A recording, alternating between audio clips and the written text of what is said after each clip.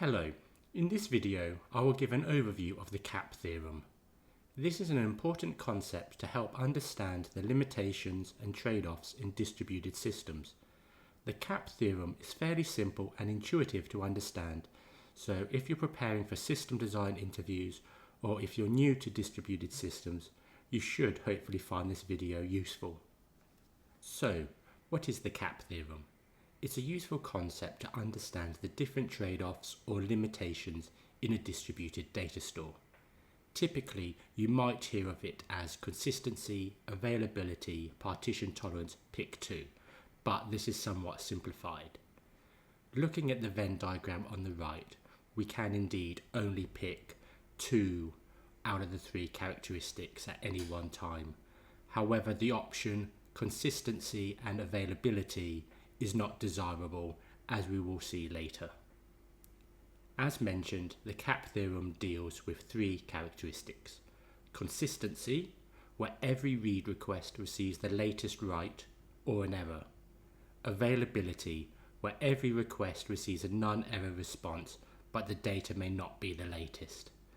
And partition tolerance, where the system can continue to operate even when the nodes that make up the system are unable to communicate with each other due to a network fault. Let's now take a look at each of the 3 characteristics in a little more detail. The first characteristic is consistency. This states that every request will receive the latest version of the data that has been written, regardless of which node the request is processed by, or it will return an error response. So let's take a look at the diagram on the right. In this example, Alice makes a write request to node A in order to update some data. Node A then informs the other nodes in the system of the updated data, in this case just node B. Node B then responds to node A to inform it that the data has been written, at which point the client Alice is informed that the write was successful. When Bob then makes a read request to node B, he will get the latest version of the data, in this case 42. The second characteristic is availability. This states that every request will return a non-error response. However, there are no guarantees that the data that is returned is the latest. In other words, you may get some stale data. Let's have a look at the example on the right. Node A and node B already have a value for X. Alice then initiates a write request handled by node A to update this key with a new value. At the same time, Bob initiates a read request which is handled by node B in order to read this key.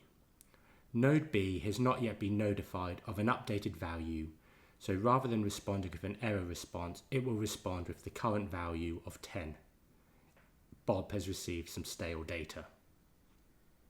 The third characteristic is partition tolerance, and this is where a system can continue to operate during a network partition.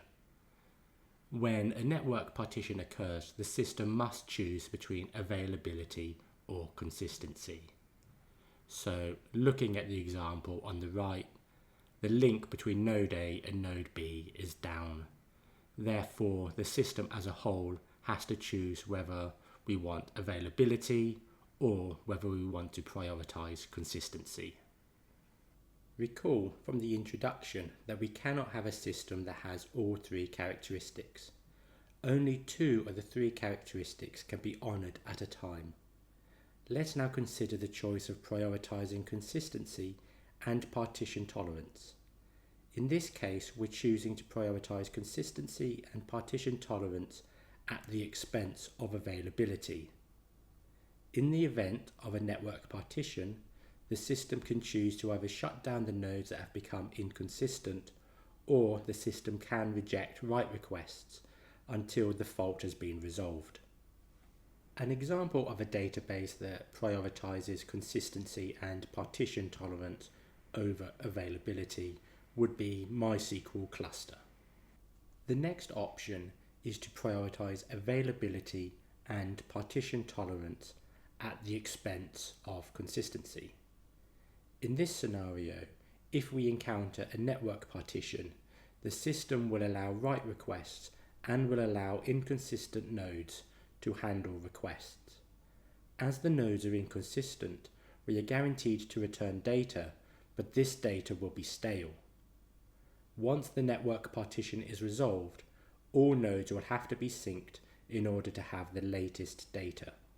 An example of this type of database would be Cassandra.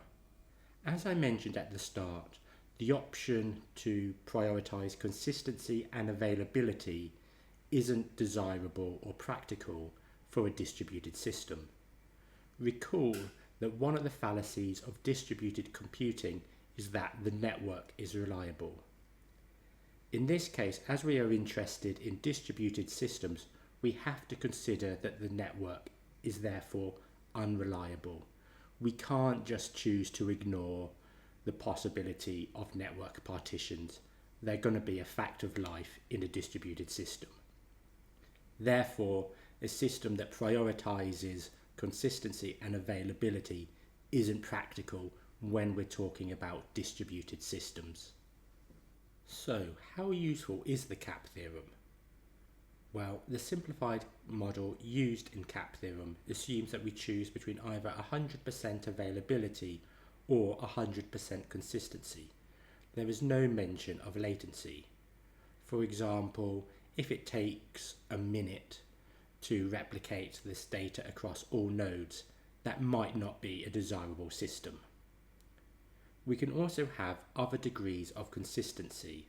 For example, Cosmos DB offers 5 consistency levels, ranging from strongly consistent to eventually consistent, with 3 different consistency levels in between. PACELC builds upon the CAP theorem. This says that a system has to make the choice between consistency and availability in the event of a network partition. Otherwise, when the system is running normally, in other words, we don't have any network partitions, the system chooses between latency and consistency. The characteristics you choose to prioritize will depend very much on your use case.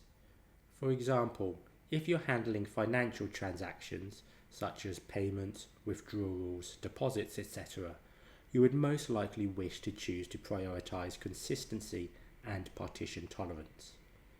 You may also wish to choose this model if the cost or ease of reconciling unsynced data across nodes is too prohibitive. In conclusion, the CAP theorem is generally simple and fairly intuitive to understand.